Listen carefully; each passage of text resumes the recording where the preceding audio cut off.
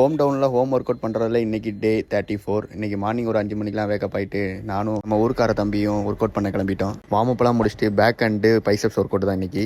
First ஒரு set pull-ups போட்டுட்டு அதுக்கப்புறம் பார்பல் ரோ, இது 3 செட்டு 15 கவுண்ட்ஸ் போட்டு கம்ப்ளீட் பண்ணோம் ரெண்டு பேருமே. அதே ஒர்க் அவுட் பாருக்கு பதிலாக டம்பிளை வச்சு டம்பிள் ரோ பண்ணோம். இதுவும் 3 செட்டு 15 கவுண்ட்ஸ் போட்டு கம்ப்ளீட் பண்ணோம். அதுக்கப்புறம் டி பார் ரோ, இதுவும் 3 செட்டு போட்டு ஒரு 15 கவுண்ட்ஸ் போட்டு கம்ப்ளீட் பண்ணோம். அப்புறம் பைசப்ஸை ட்ரெயின் பண்ண ஆரம்பிச்சிட்டோம். அதுக்கு சின்னப்ஸ் ஒரு செட்டு 12 கவுண்ட்ஸ் போட்டோம். அதை கம்ப்ளீட் பண்ணிட்டு பார்பல் கர்ல்ஸ் போட ஸ்டார்ட் பண்ணிட்டோம். இதுவும் 3 செட்டு 15 கவுண்ட்ஸ் போட்டோம்.